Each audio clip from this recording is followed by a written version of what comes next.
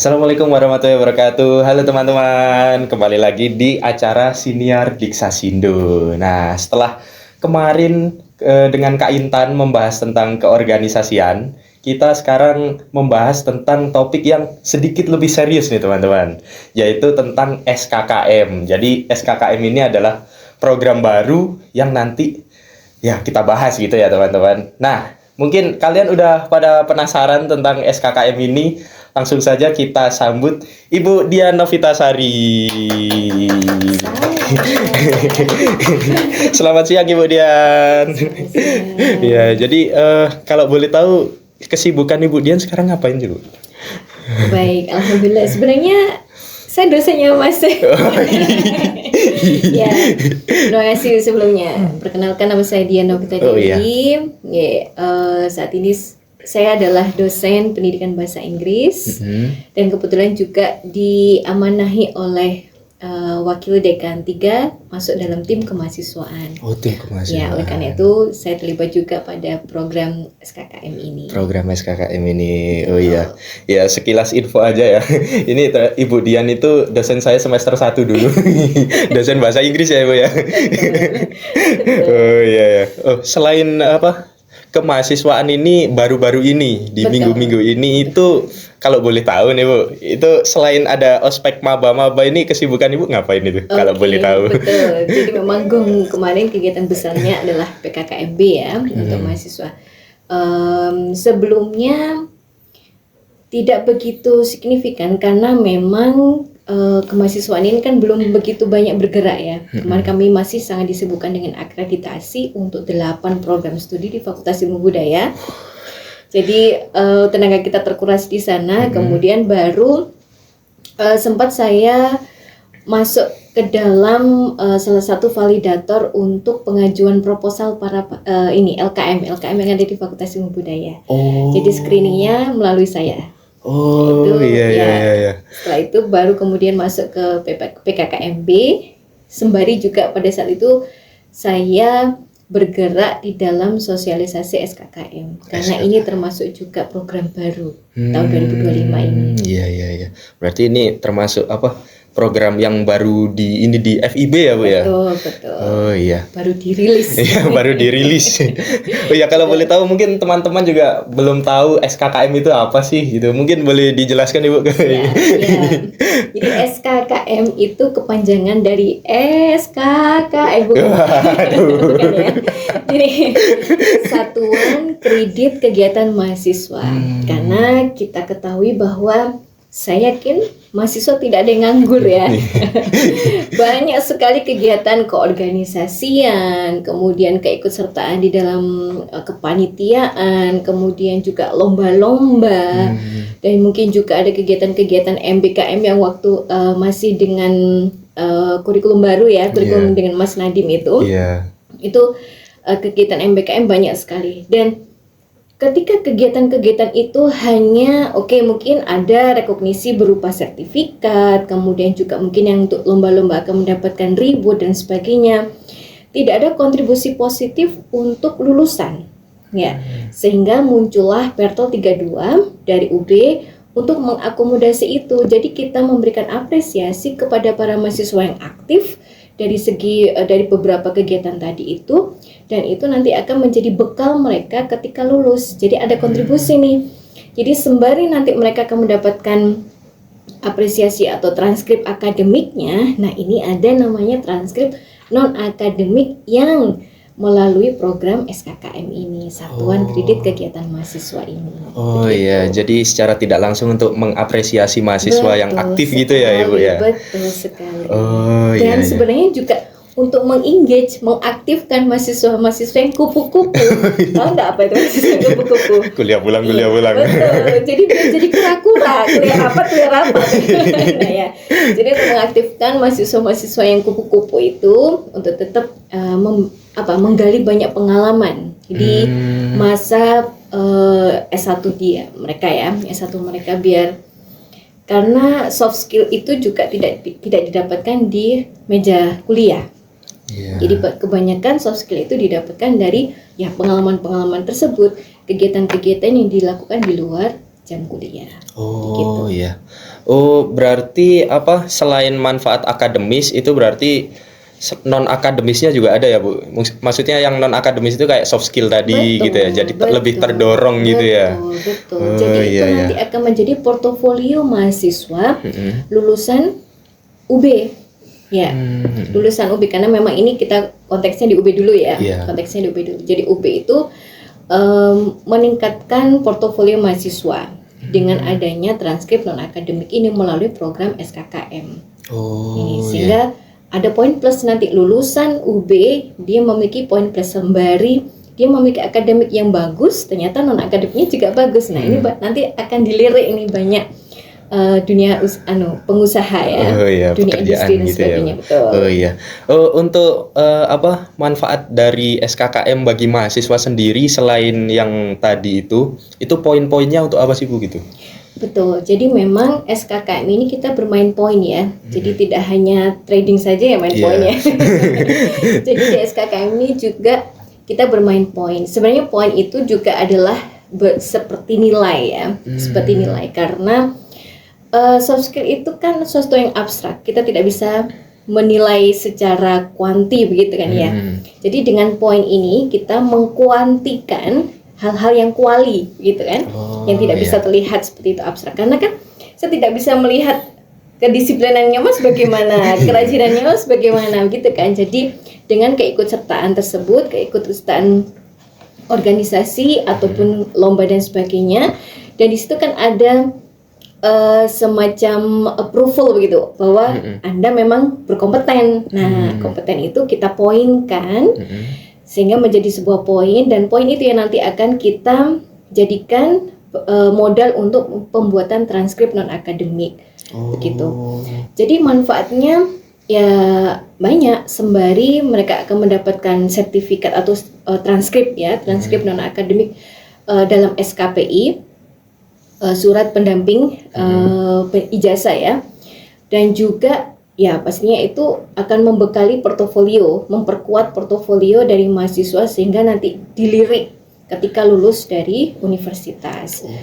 Yang ketiga, menggali pengalaman pastinya ya, dengan harus seperti yang saya sampaikan tadi, harus mengaktifkan mahasiswa yang kupu-kupu tadi. Maka ketika dia mendapatkan pengalaman organisasi, dia tahu bagaimana manajemen waktu, kepemimpinan, solving problem, itu kan mengasah soft skill mereka, dan itu sangat memberikan meaningful atau kan berimpact kepada mahasiswa tersebut ketika lulus nanti. Ya, begitu juga dengan keikutsertaan lomba dan sebagainya, itu kan mengasah critical thinking mereka, kompetensi mereka. Saya bagus nggak di speakingnya? Atau public speakingnya oke tidak, atau pidato saya bagus tidak, dan sebagainya. Nah itu untuk mengukur itu kan harus harus membandingkan dia dengan mahasiswa yang lain dengan ikut lomba. Nah di situ kan mengasah soft skills mereka sehingga nanti mereka menjadi sosok manusia yang utuh. Nah manusia yang utuh, jadi dia bisa beradaptasi dengan sangat baik ketika di dunia kerja. Kalau boleh tahu nih Bu, saya mau tanya, ngomong-ngomong soal portofolio ya Bu. Skor-skor seperti ini tuh apakah bisa ditaruh di seperti CV apa LinkedIn gitu sih Bu? LinkedIn. LinkedIn. Orang Jawa ya tuh.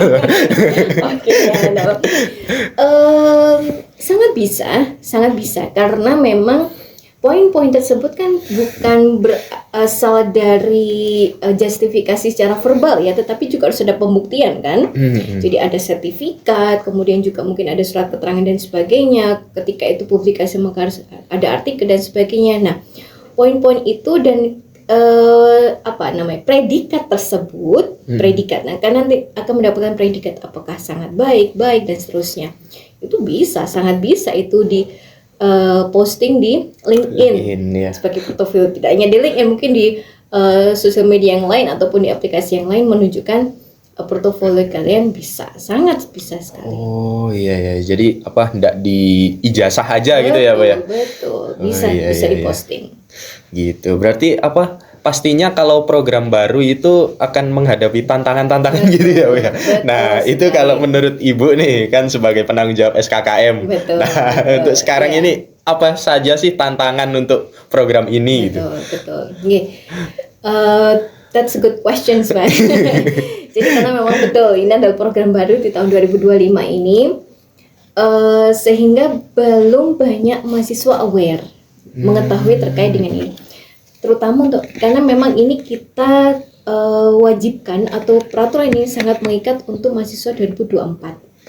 Ya, 2024 mereka sudah harus mulai mencicil gitu ya, poin-poin dan sebagainya. Dan upaya yang kami lakukan untuk mendistribusikan atau mensosialisasikan informasi ini kemarin sudah kami lakukan secara online dan offline. Yang kami lakukan secara offline dan offline. Sembari itu juga kami mengundang para DPA, dosen pembimbing akademik. Kenapa DPA? Karena DPA itu adalah sosok yang paling dekat dengan mahasiswa, ya kan? Jadi mau konsultasi atau mungkin bahasa awamnya adalah orang tua kedua di kampus gitu kan ya. Sehingga kalau ada masalah, ada konsultasi akademis dan sebagainya pasti kan ke DPA. Nah, melalui DPA ini kami mencoba untuk mendekati DPA untuk mensosialisasikan SKKM ini kepada mahasiswa. Begitu. Sehingga mahasiswa nanti akan aware dan dia akan termonitor bagaimana pengumpulan poin tersebut. Ya, jadi kami sudah membuatkan panduan dan itu sudah kami posting di website FIB, semua bisa mengakses, gitu ya. Kemudian juga kami sudah memposting itu kepada DPA agar menjadi panduan bagi DPA, dosen pembimbing akademik itu, agar bisa memberikan arahan dan juga membimbing mahasiswa agar mengetahui ya kegiatan-kegiatan apa. Nah, ini kami sebut dengan annual plan. Ini sudah kami buat ya, annual plan. Jadi mulai dari bulan Januari sampai dengan bulan Desember untuk tahun 2025 ini akan ada kegiatan apa saja. Nah, ini dosen DPA ini harus mengetahui sehingga mana potensi kegiatan yang bisa diikuti oleh mahasiswa, anak bimbingannya. Nah, itu segera diinformasikan, yuk ikut kegiatan ini biar dapat poin. Nanti kamu bisa mengumpulkan sekian. Di bulan Oktober, yuk ada kegiatan TEFLIN, International Conference, yuk kamu bisa terlibat dalam panitia, itu ada sekian poin kamu bisa mengumpulkan. Yuk di sini ada kegiatan PKKMB bulan Agustus, kamu bisa jadi panitia, ada sekian poin yang bisa kamu lakukan. Nah, annual plan ini harus sudah diatur begitu ya, diatur dan dikonsultasikan secara intensif, bukan insentif ya, intensif antara dosen dan mahasiswanya, sehingga setiap tahun mereka bisa mengumpulkan sekian poin. Kalau mungkin target mereka nih predikatnya adalah excellent, maka harus mengumpulkan 700 ke atas poin. 700. Ya, 700 ke atas poin. Dan itu kalau 1 tahun saja sudah menghasilkan 300 poin katakanlah. Ya, tidak butuh waktu lama ya, 2,5 tahun sudah menghasilkan banyak poin begitu. Dan saya yakin juga ada kegiatan-kegiatan mahasiswa yang tidak mereka sadari ternyata itu juga bisa dipoinkan. Contoh, menjadi juri, ya diundang nih Mas, jadi juri di kampung, menjuri pidato atau menjuri apa, atau mungkin pada saat di sekolah dijadikan juri. Nah, kita bisa meminta kepada sekolah untuk membuatkan sertifikat, dan sertifikat tersebut bisa dijadikan sebagai data dukung untuk mencari poin. Gitu. Jadi ya segala jenis kegiatan yang sudah dilakukan, mungkin nanti kan ada verifikator ya. Verifikator data itu adalah tim kemahasiswaan. Nanti akan melihat, masukkan aja. Jadi tugas mahasiswa tuh masukkan aja apa yang apresiasi yang sudah kamu buat, dimasukkan aja. Tim verifikatornya kemahasiswaan nanti akan melihat, oh ini bisa, oh ini nggak bisa, nanti akan di-delete. Gitu. Berarti setiap ada sertifikat kegiatan gitu langsung masukkan gitu ya? Masukkan aja. Nah, ada namanya aplikasi SKKM. Kami sudah membuat itu, tim kemahasiswaan. Dan kemarin sudah kami sosialisasikan kepada mahasiswa melalui LKM. Jadi kami mengundang para ketua-ketua sama struktural organisasi tersebut untuk kami berikan sosialisasi terkait dengan SKKM, bagaimana mengunggah, bagaimana mensubmit dan sebagainya, itu sudah kami berikan. Sehingga nanti dari LKM yang nanti akan meneruskan kepada anggota-anggota dan mahasiswa yang lain. Oh, begitu. Jadi tidak hanya apa di lingkup kampus saja ya Bu ya kegiatannya itu ya. Betul, Yang penting betul. ada sertifikat Betul. bisa dimasukkan ke aplikasi itu Betul, ya. betul Oh, iya. sekali. Mungkin buat teman-teman yang apa kayak ragu gitu untuk mencari poin, wah kayaknya harus ke lingkup kampus saja nih. Ternyata enggak ya teman-teman. Jadi semuanya itu bisa asalkan ada sertifikat itu tadi ya Bu ya. Seperti itu. Weh, keren keren keren. Oh iya berarti program SKKM ini sudah berjalan mulai tanggal berapa Ibu? Mulai dari kapan? Awal tahun ini, Awal tahun ini. SKKM itu kami sudah berjalan awal tahun 2025 awal tahun 2025 ini kami sudah berjalan dan seterusnya nanti akan berjalan. Oh, Ya. seperti itu. Betul. Saya kok baru tahu malah akhir tahun 2025. mungkin saya kurang ngulik-ngulik gitu ya teman-teman. Mohon maaf ya Ibu. Walah. Informasi kami belum meluas ya. Mungkin itu PR itu. juga Iya. ya bagi kami untuk segera mensosialisasikan secara masif sehingga mahasiswa aware dengan SKKM ini. Oh iya gitu. Berarti kalau apa ngomongin skor XKKM sampai 700 itu ya Bu ya. Mungkin dari Ibu apakah ada tips sendiri Iya. untuk mendorong semangat mahasiswa ini Betul. supaya ya gas untuk betul. mengumpulkan poin gitu gimana Ibu? Oh, nah, ya terkait dengan itu mungkin tadi salah satu juga challenge kami ya. Karena ada beberapa mahasiswa yang mungkin introvert begitu, yang tidak suka dengan kegiatan sosial dan sebagainya ini agak berat ya. Dan Iya. itu juga tantangan kepada DPA bagaimana mengarahkan mahasiswa ini begitu. Sehingga memang ada beberapa ya ini kita harus menginformasikan contoh nih ya. Ada kegiatan dosen ya. Dosen akan melakukan penelitian dan kita akan meng-hire mahasiswa begitu. Jadi istilahnya kita juga harus memberikan iming-iming. Iming-imingnya seperti apa? Contoh nih. Jadi saya merekrut mahasiswa. Yuk ikut penelitian saya. Nanti bagian dari data saya boleh kamu ambil untuk skripsi. Jadi dia sudah tidak ambil data lagi untuk mempercepat kelulusan juga. Nah itu salah satu iming-iming.